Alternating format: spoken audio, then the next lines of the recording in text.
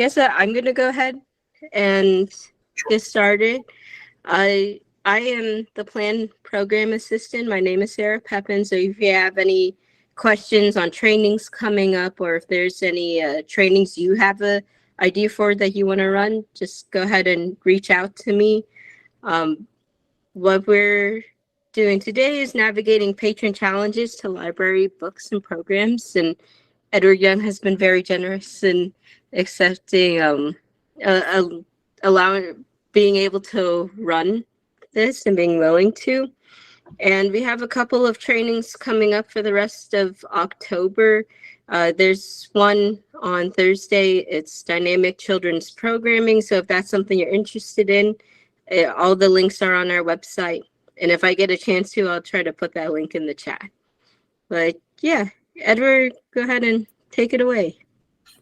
Thanks so much, Sarah. Like she said, my name is Edward Young. I work here at the Round Rock Public Library. And I want to start off with a disclaimer that I think should probably be used with most presentations like this. I wouldn't call myself an expert on this topic. And truly at our library, we've had some good successes with controversial topics and challenges from patrons. And that's mostly because of the work of two of my coworkers, Rhonda Kuiper and Teresa Ferris. I'm really their cheerleader and presenter for what the work they've done mostly. As you know, we have the title here, some practical steps. I want to talk about, what I consider real world ideas about these challenges and move forward from those. And one last disclaimer, there's a weird glitch with my lights, so they may randomly turn off on me, and I will get up and turn them back on and come right back down to my seat. Anyway, let's get underway. So we'll have 5 parts today in this presentation. A little introduction first, talking about my team and my library, because I think it does matter when you're considering what another library is doing, how relative they are to your library, the size of the library, the size of the community, and even the kind of community, whether it's very urban or very rural, and so forth.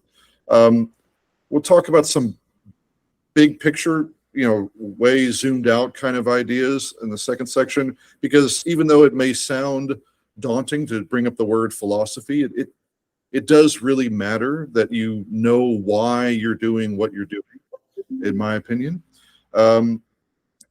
Then we'll talk about creating the procedures and really, what you're going to need to write to be prepared.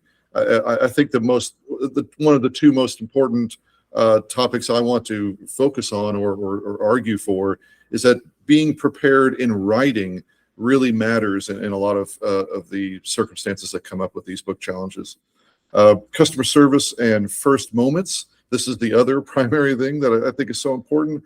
There's not enough consideration of the very first interaction that you might have with the patron challenging something at the library. That first moment is just what I call a tip of a pyramid of potential escalating issues. And so there's a lot of opportunity in that first moment. And then finally, talking about finding consensus with the non-library stakeholders, your bosses, whether it's city council or a library board, however your library is organized with the local governing body. And we'll go from there. Oh, and I should have said at the beginning, please feel free to interrupt with questions in the chat or verbally. We have a small group here today. I will be glad to answer the best I can. And so, like I said, my name's Edward Young. I go by Ed a lot. My email is up there at the top of the screen. And that's so that if you want, this is being recorded, but if you want a copy of the PowerPoint that I've made, or just want to email back and forth ideas and concerns, questions you may have, don't hesitate. Please do so. I'm the Adult Services Manager at Round Rock Public Library. And like I said before, I'm really benefiting in this presentation from the work of my colleagues. Obviously, Rhonda Kuiper, who's our Manager of Technical Services and the Collection Development, she and the Youth Services Manager, Teresa Ferris, they're the ones on the true front line of handling the majority of our book challenges. It's, of course, pretty rare, and as I've surveyed the literature in this topic, it seems pretty rare everywhere. that book challenges are made towards adult collections. It's much more of a focus on children's collections. And of course, programming and displays shouldn't be discounted. They're regularly challenged as well throughout the country. So as together, the three of us involved in this presentation have over 60 years of library experience, which is kind of tough for me to put in writing, considering what that means for my age. Our public library, we're currently serving a community of 120,000 people, and that population has doubled since the year 2000 census. And I think it's worth mentioning that going back to like 1970, Round Rock was a town of 4,000 people or so, and it's now a much larger city. So like so many small towns, it's changed quite a bit, and we're part of this amoeba of the Central Texas Metroplex. I have to admit, moving here, I very much thought of Round Rock as just part of Austin, and in some cases it is. In other ways, it's still a rural community with its own ideals and perceptions. We have a new library building we're very lucky to enjoy, January 2023, which really raised the profile of our library in the community. And I don't think it's accidental that we had an increase in book challenges and programming challenges within this last year, not just because that increase has been observed throughout the nation, but also our library is just more in the minds of the folks because we got the new building. And so any kind of change to your library, it's a common adage that libraries get a lot more attention and circulation when they get a new building, just the excitement of it. And we've certainly experienced that exact thing. Our circulation is up, and just a lot more people roving through the building. And we've had, I believe I'm counting correctly, 5 book and program meeting space challenges since March. And they've gone okay. And I'll try to show you all why. So I really feel like you have to start with philosophy. I'm going to say the phrase a couple of times in this presentation: nothing convinces like conviction. And fundamentally, when someone's challenging a book or program or a display in your library, they're making an argument, and it's an appropriate argument. It's a free speech exercise, and you will argue back, and an argument shouldn't be seen as a negative word. You're just presenting your side, and they're presenting their side of a disagreement, and that requires some philosophy. Why are you arguing what it is you're saying? If you don't really believe what you're saying or have concrete reasons for what you're saying, then it's not going to convince as well. Like most facets of life, this topic is extremely complicated. Whoops, should have had that turned off. As Dr. Cornel West, who's an incredibly brilliant man, once said very colloquially, there ain't nothing obvious. When people walk in and say, it's obvious that your book display is inappropriate, then they probably haven't thought this through as complicated as these issues are. And that isn't necessarily a huge fault on their part. We all have opinions before we think them through at some stage, but you're going to be more convincing in your response if you do know why you're saying what you're saying in your argument back to them. And to discuss the philosophy, and first you need to pick who is in charge of deciding your library's take on this topic of people challenging what you choose to offer in your library. Some libraries have very small teams. They're going to only have 2 or 3 employees, and therefore maybe it's purely the manager or director of the library that's going to exclusively handle these interactions, and it's very easy for that to occur. As soon as someone walks up with their first statement about this question they have, the staff member can just turn to the director. They're right there. But in other cases, you have a larger staff, you're going to probably need to build a team to decide this, not only because you're going to need a consensus idea amongst yourselves, but you're more likely to be able to get your staff on board if they know that the decision making was built from a consensus of people that represent either frontline folks, clerks at the desk, or so forth. And finally, another possibility, you may realize that your library team is either for personality reasons or experience uncertain of how to respond to these things, and maybe without the time to do the research and work to be ready. And so maybe your running government body wants you to have the legal department involved, or maybe they're going to handle it. So consider who you're going to have making these plans and decisions very carefully. Like I said on here, the experience and education of your team or the individual who's going to make these decisions, it matters, but so does their passion for the topic, mixed with an ability to be empathetic to both sides of these arguments. Again, these are complicated topics, and it's not unreasonable for somebody to have a concern, and therefore it's important that who's deciding how your library is going to respond to those concerns is themselves a reasonable and open-minded person. So I have the concrete steps included here. Pick the person and team to decide the approach, give them time to study this topic.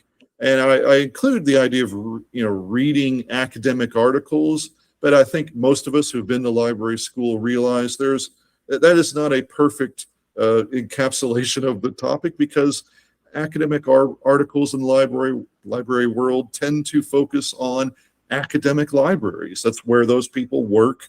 That's where they're able to conduct their tests and their work out their experiments. And these challenges don't happen in academic libraries. The percentage I read was 2% or less than 2% of all book challenges and programming challenges are happening at college libraries. It's us, the public libraries and the school libraries.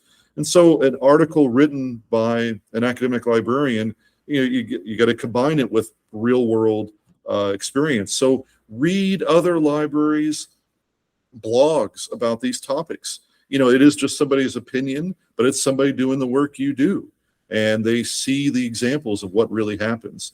Go through, and I'll talk more about this later, website policy pages. We're not in a for-profit industry. There's nothing wrong with wholesale stealing what somebody else has done. If you go to another library and you think they're a good reference point match for your library, and you like what they've written and it makes sense to you, take it. We're here for each other.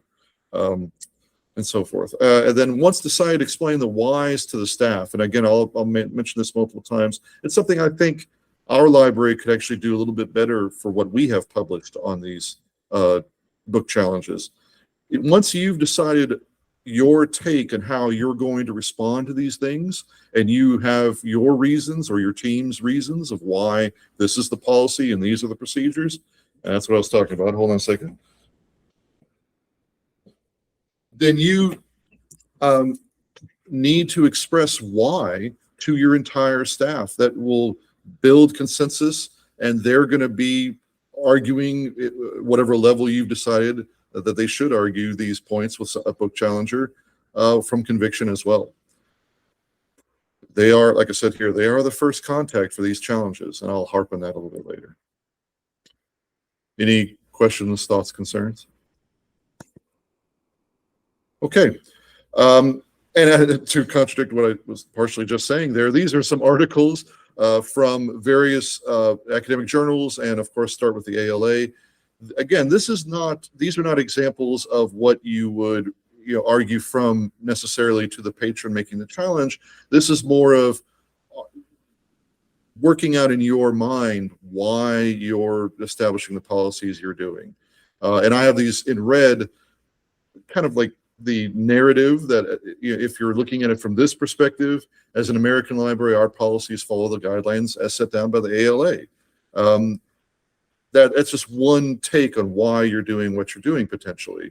Or our library based our policies for collection choices programming on the decisions of relevant court cases, a legal take, because fundamentally, if I've read clearly enough or completely enough, there has not been a trial where any of these challenges have gone to where the court did not side with free expression and the general national library approach. It's when there is no trial, the city council or the other governing body involved sides with the protesting patron, and then there is no court case. It's just they direct the library to do what they think what they're saying should be done. And then so forth. It could be a reason based on your local patrons' wants and needs, and you're arguing that you're focused on providing the resources our patrons have requested, and no patron is required to use resources they don't want. So we're focused on offering what people have asked for, whether they're a small minority or not of our local population. And then another page of just other arguments or reasons why you've established what you're going to do, just the background of your philosophy. I think that there's an argument for the fact that, controversial materials often represent a very small portion of your user group. And that could be the reason you're arguing for free expression and resisting book challenges and so forth. And like I said, anybody that wants these, I don't want to belabor each little point, but I'll be glad to email you these examples of this within this PowerPoint. So once you establish that philosophy and reasons for what you believe and what you think the library should do in these cases, then it's just the matter of writing. And you're going to go through drafts of what you write, and it's very important to realize that it's okay if you're not certain with your argument at first. Just start the process of writing out, if you don't already have published on a website, your policies about collection development, and of course your policies about book challenges and what procedures that you require of your patrons that bring one. So like I said before, read other libraries' policies. There's no reason not to benefit from their work. It's also helpful to see approaches you don't like. Some of the academic articles I read about this topic, I felt a little bit of a cringe at a few moments, things that were said. It's good to see an argument you disagree with. It helps crystallize in your mind what you're doing. It's very likely on the opposite end, you're going to find out things that you hadn't thought of. And like I said before, use libraries of similar size and regional characteristics. Explain choosing books and programs. So again, if you don't already have it, the first step is you need to have described what your policies, why you and how you buy items and just make displays for your library. Having something written, and I'll say this again later, is a protection for your staff. Fundamentally, they're able to point to, for patrons are arguing about any aspect of what your library does for collection development. They're able to point to this and say, if you want to know exactly what we do, here it is. When you're describing collection procedures, avoid library lingo. It's easy for us to fall into. Just the word collection. Items in the library is probably better to say than collections, because that may not cue for somebody reading what you're actually referring to. And don't avoid saying why. Again, like I said before, I think this is something our library could do even better. There is so much power in explaining why you're doing something to someone. Even if they fervently disagree with you, you're respecting their opposition by strengthening your own argument. You're respecting what they're arguing by having a complete argument. And why is, in my experience, what almost everyone's looking for. And keep your writing brief. I could probably take a lesson from that myself. Then after you have your collection and development policies written out for publication on your website or in print, then I strongly recommend for book challenges and display challenges, have a required form up front. The patron needs to spell out what they think and why, and by default prove they've actually really interacted with or read the thing they have a problem with. And I'll talk more about this later, but there's a lot of people who are presenting these challenges that are, to use a modern word, trolling, or they're just trying to get a rise out of somebody, or They just read a very brief little thing online and they're just in anger reacting, and they haven't really thought it through. Get them to think it through. Have a form. It potentially weeds out hasty or insincere challenges. It ensures that you understand what they're arguing so that you can respond sensibly and fairly. It gives you time to prepare what you're going to say back. It takes it out from the potentially heated first moment, and it adds a calmness to the process by default. And be sure it works for the form, that it works for collections, displays, and programs. We separate it and have a different form for each one, but that's librarians for you. We love to write everything out.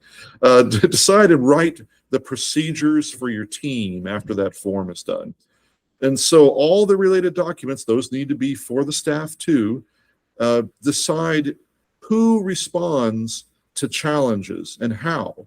So like I was talking before about how a person first walks up, you may want to have all of your staff ready to respond, and you trust they're going to have the right judgment and calm demeanor to begin the process, or maybe not, and so that you're going to have a clear directive of when somebody brings the challenge, exactly how they refer that person to you or whoever you've decided is the best person.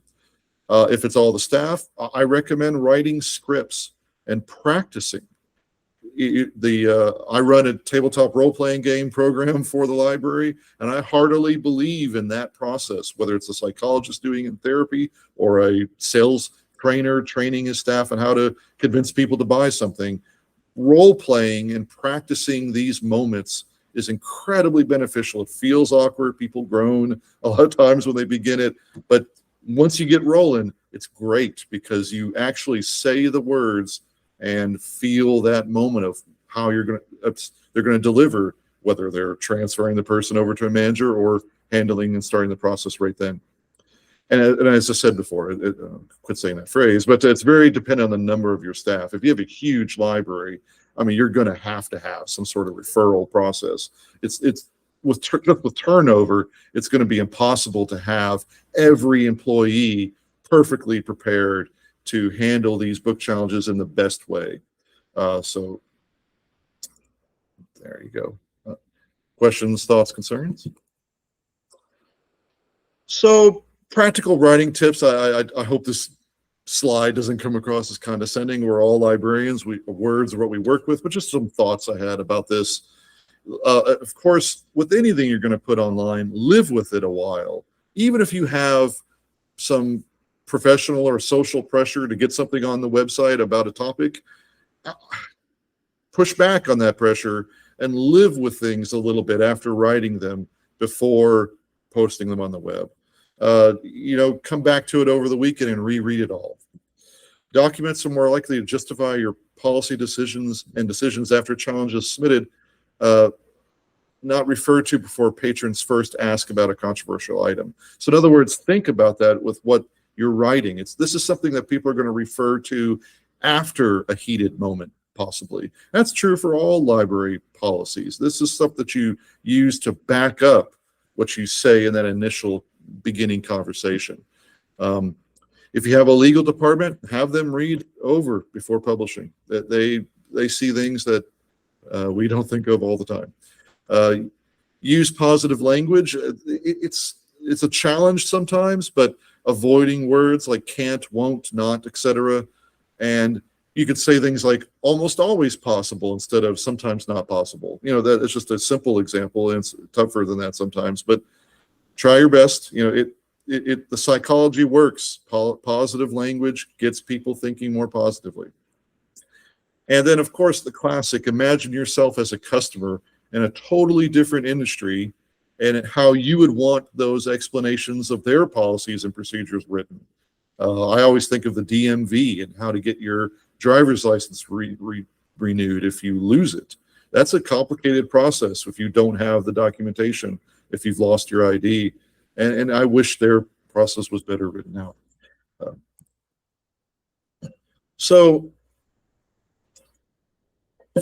it's maybe a little overly dramatic, but so I really think that the first moment that a person walks up and makes a challenge is a precious, precious moment. It's fleeting, and sometimes you can't grab the potential that's in that moment. Whether it's the staff is inexperienced who first speaks to them that walks up, or they are very blunt in the way they're presenting their challenge and they just want to talk to a manager or whatever it may be. This crucial first contact, if you can grab it, there's a lot of opportunity there. And that's because you can't get back that first moment. Two or maybe three of the recent book challenges that were brought to our library were completed in the very first conversation. It's because the person that was walked up to had a convincing response of why the thing the patron was protesting was, and the patron just kind of, well, okay, fine. I mean, basically, it was resolved immediately and did not move on to any formal procedure. So they might, I use the word might here, but I think it's very likely they're going to be nervous or angry. They're uncertain of their argument or actual concern. They're arguing in bad faith. They're just messing with you, which means that they're emotionally fragile in that first moment. It's hard to think of angry people as emotionally fragile, but really anger is the most fragile emotion. You're susceptible to the slightest little triggers when you're angry. I shouldn't say I just mean that in general. And it's easy to trigger them into an exaggerated response or an escalation. I was talking about trolling, somebody that's just messing with you and trying to get a rise out of you. If you angrily respond back, hey, I think you're full of it, you're messing with me here, and you call them on that stuff, they often get angry for real, and then they get riled up to do something, and then they make what could have been just nothing a real problem. The first challenger contact is at the tip of a potentially massive pyramid of escalating professional legal episodes. I wanted to read that bluntly, but because I feel this so strongly. You look at what happened in Utah, where they had to, a school had to pull their entire access to LinkedIn because of a parent or a few parents protesting a couple of available book articles or children's books on there. And that was a year while I was tied up in court of no kids having access through that library, or the school library, to I'm getting it wrong, not LinkedIn, Learning Express, and other database. It was maybe another database like that, and it, or so forth. Leander, or nearby community, I'm here in Round Rock. They had a huge ordeal with a nationally discussed topic of drag queen story hour. And that blew up into such a big thing. There was national attention. I mean, I read an article written by a university in another state that referred to Leander Library, and that resulted in the city restructuring how the library is managed. They changed employees. There's a polite way to put that. It was a drastic result of just a small beginning. And I'm not claiming to know that they could have been resolved easier if the first step would have been done in a different way, but I just know that that's an example of how big these things can escalate. And it's wasted work time, it's potential court action, it's a big deal. So all those things began with a quiet statement by email or walking up to a service desk.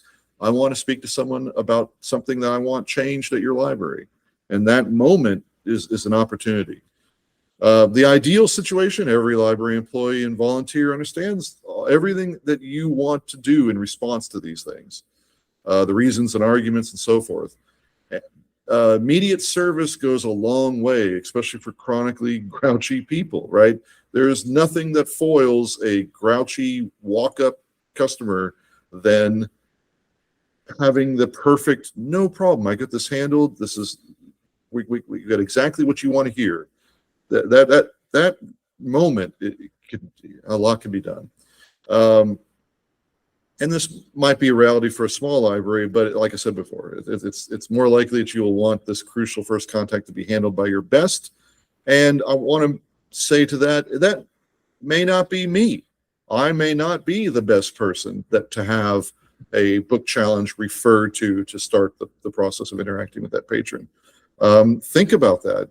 Who is your best, calmest person that remembers details well?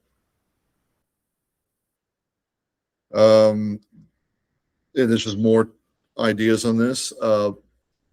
They are exercising, I think it's easy for libraries, and I'm trying very hard in my presentation to not express my personal opinions too much about, book challenges, because they're exercising their free speech as well. And, again, these are very complicated topics, and they need to be made to feel up front that their actions, whether you think so or not, are normal and business as usual for your library. I promise if they're responded to with, oh, absolutely, we're interested in what you have to say, here's how we handle this. Just a calm and very matter-of-fact response, it will make a world of difference, I promise.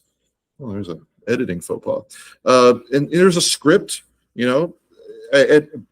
I am no end all be all in this kind of stuff. These are just my ideas about ways to respond, just to get the thoughts rolling. Someone says they want to make a challenge on a display or whatever. Sure, glad to help. We want to know what our community thinks. The first step is to please fill out this form. We can only start the process of reconsidering the whatever once we have all these questions answered. That way, the library staff can be certain what issues need to be addressed. You're respecting what they're saying and giving that impression, and that's going to calm them, hopefully. I understand and appreciate concerns. Our library team is very careful when deciding on book movie choices or what programs and displays we offer. We want to be just as careful considering any changes to that. And that's how you would respond or something like that if you give this very measured, calm beginning and they still are very aggressive, like, well, how can you possibly allow this thing in your library? Explain to them that you do care about these things is the first place to start. You don't want to be, well, we just have some stuff here, and there's a lot of things going on and why we get the stuff we have. You want to express to them how careful you are about these decisions and how it's important to you that you get it right. And that's why you're interested in what they have to say. Maybe they'll help you get it even more right. Stuff like that will go a very long way. And then, I have a script here as just an example of how potentially you set up your frontline staff to immediately refer them to managers. And I was saying before how, that is a lot of silly light, bear with me. There's a lot of great opportunity if the staff could right there at that moment say the right thing. But, you can't be sure that that's the best approach. Then have them refer to the right people. So sure, we're glad to help. We want to know what our community thinks. Decisions involving our collections of programs, etc., are handled by our managers. Let me get one for you right now. Explain why they're waiting. And again, if they follow up with a more pointed question to that person, they could be prepared with a script. I understand, appreciate concerns. We want to be just as careful considering any changes as we are with deciding what we have. Our manager can explain it in more detail.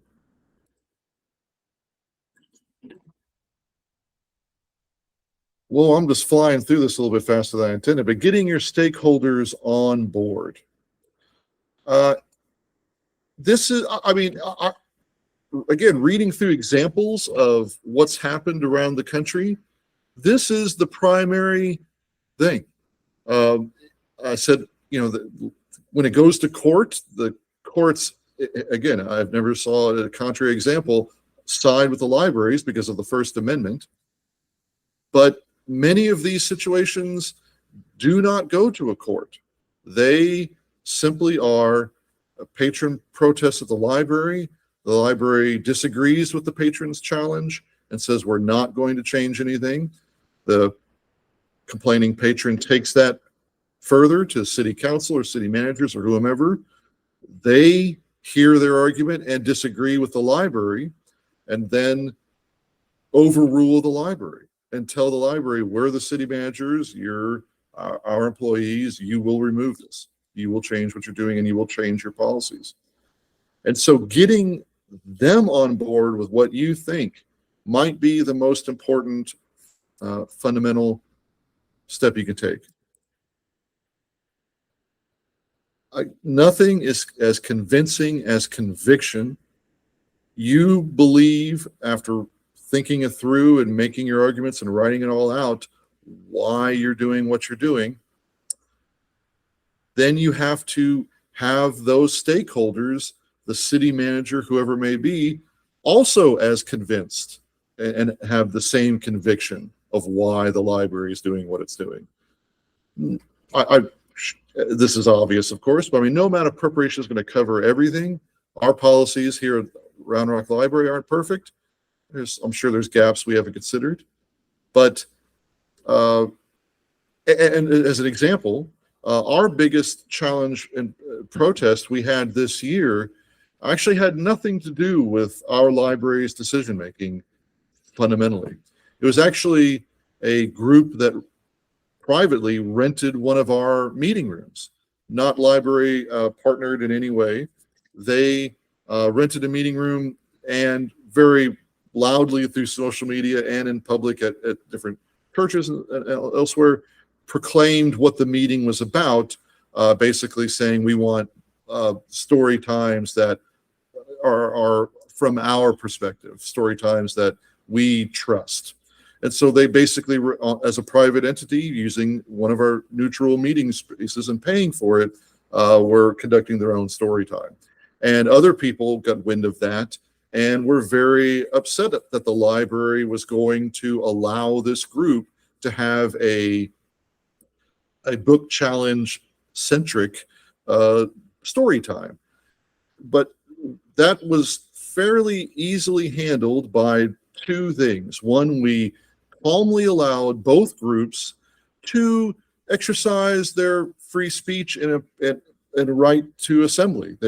We had a large group of people in our entryway with signs, but being relatively quiet, saying how they don't like what the group in the meeting room is arguing. And then the group at the meeting room, nearer the meeting rooms, had their own signs and people standing about saying why they're doing what they're doing. Both sides were allowed to use our neutral public space, which is what the library is supposed to be, in our opinion. And then the other secondary aspect is everybody who asked us from either direction about our decision making, we could rely very strongly on. This is a meeting space that is for anyone to use, as long as they're not interrupting library services or committing a crime, or threatening somebody, which would be a crime, or anything extreme like that. And as we were able to consistently and calmly explain that to all people, that was the end of it. It absolutely did not go any further. And it was 80 people in one group and about 60 in another, all hanging out together in the same building. And I strongly believe that it went as well as it did because all staff interacting with the leaders of both sides and the people that walked up randomly during the day had prepared why we were doing what we were doing, and we could quickly and simply explain it and calmly. Answering, you stand as much, just saying more of the same thing. When answering Patriot Challenge, you stand a much better chance of convincing them your library can be trusted with these decisions if you have gone through the necessary steps I talked about before. Why you do your collection development and programming the way you do. It can also help to encourage the challenger that they are behaving appropriately and that their opinions are welcome. I know I keep saying it, but getting them to feel okay about what they're doing up to a certain extent is going to make them calmer about what you're saying.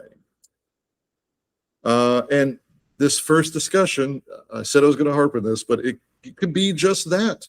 It could be a one-time discussion. And so it could be a first step to public criticism on social media, escalating to verbal outbursts at the library, rallies outside, and protests and speeches. I've seen examples of pretty extreme stuff that lasted for a very long time throughout the nation. Luckily, you get two significant practice moments explaining why you're doing what you're doing, or what I've been talking about, with your staff. That is your first stage in a protected environment, getting them to buy in and have consensus, so that everybody has as unified a front as you can. I mean, we all have different opinions on these topics. They're complicated, and you're not going to get everyone perfectly in lockstep. I mean, who would want that, really? It would be a very dull place to work, probably. But the more buy-in and consensus you build, the better they're going to respond. And so that's your first moment to practice your presentation of why and making your argument. But then the big one, that's your second practice moment, is with your stakeholders and bosses. Meet with them, talk to them about, hey, if you have 30 minutes or whatever, let's sit down, city manager, and as the director of your library, these things are happening all over the country. I'd like to talk about what we would do if it would happen at our library and what we would need from you. And tell them, if these things escalate, it is a world of difference if the city council backs the library.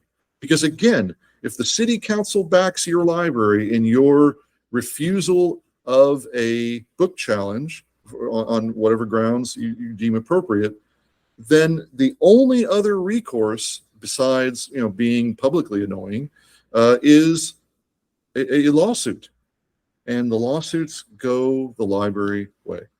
No one wants that process. It's expensive, it's hugely time consuming, but it might get to that point. If your city council and city manager back what you say, you're going to be extremely better off. Here at Round Rock Library, we've had significant meetings with the bosses, and they know what we're going to do in all of these situations. And they have supported us every time. There's not been the slightest hemming and hawing. It's been, has the library made a decision? Well, we've hired them to make these decisions for the library. And that's it. It's a huge reason, if the challenge goes beyond the library, that it will at least end up well, if you can get them on your side. Steal This Album, it's a title of an album from one of my favorite bands. And what I mean by that is, take any ideas you've heard here, use them. There's no proprietary situation. I have the link listed for, I don't know why I hyperlinked it, it's something you can't click on, but nevertheless, to our libraries page that has all of our policies. And 3.6 is, we call book challenges requests for reconsideration. And we're pretty proud of our little form. We're happy with how it's resulted in each challenge we've had. The form process has solved all of the book challenges this year. Funny enough, the most recent 2 book challenges are books that were published one was in the 60s and one was in the 70s. They've been around for 50 and 60 years, and those were the challenges. One had the backside of a little boy peeing. It was a book about potty training, right? Anyway, the form gets the person to really think about what they're saying, and it gets us the opportunity to really know how we're going to respond in the best way we can. Oops, excuse me. Hello. I'm so sorry, everyone. So if you don't have one already, you should also have published a code of conduct. We've relied upon this with especially the meeting room protest we had at the library. That was our go-to document that we could show somebody and refer to. It's a shield for staff. It's a way to reinforce what you're telling somebody because, again, these people are emotionally fragile often when they start this process of challenging an item, and they might be behaving abominably in your library. If you have spelled out what kind of behavior results in some sort of disciplinary action, depending on what level you go to in your particular library, then you can use that in the discussion. I'm so sorry that what you're doing right now is a disturbance or whatever it may be. You got to have it written out. It's so good for your staff and yourself. Our request for reconsideration process. This is just a simplistic copy paste I did from our forms online. So that's why the formatting is a little goofy. This is what we hand somebody when they make a book challenge. We explain the process first and foremost, exactly what they're going to experience working with us on their book challenge. We have linked our policies and what our library goes with. We're an American library, and we agree with the American Library Association's Bill of Rights, and so we put it right here on the first form.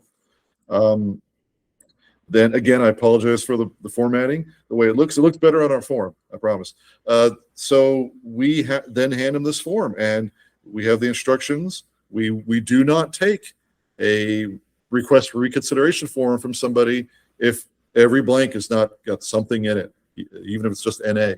We stick to this. We make it a bureaucratic process because that shields us from emotions getting too involved in the discussion.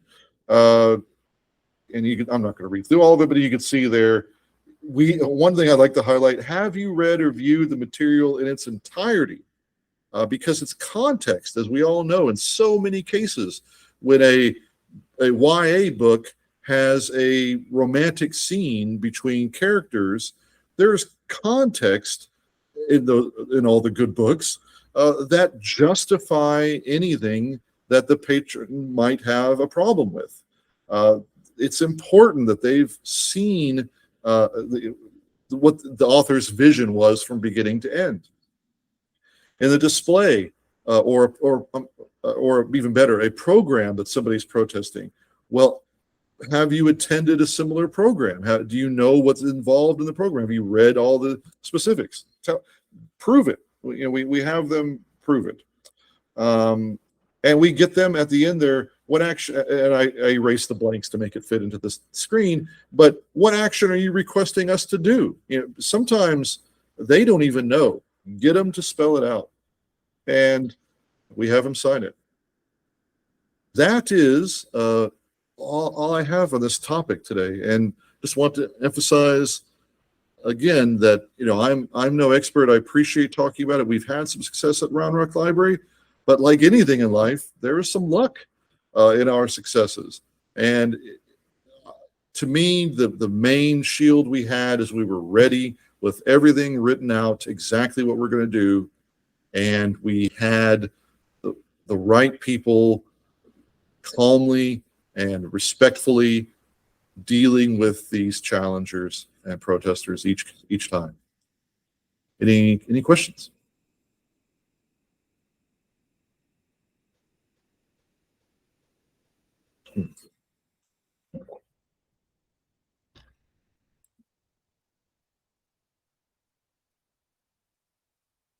No. Well, if not, let me go back to click to exit here, restart the slideshow. Please email me, edwardyoung@roundrocktexas.gov. Even if you're just looking for some, feedback or someone to hear what you're dealing with. It's a strange feeling to try so hard in your life to provide the best stuff you can for your public in your area that you're working in, and someone strongly suggesting that you're up to inappropriate things. And that is a very difficult feeling to deal with in the moment. because that's essentially what they're doing when they protest what we're offering. They're challenging our intentions. Have your intentions figured out really clearly ahead of time, and you'll be okay.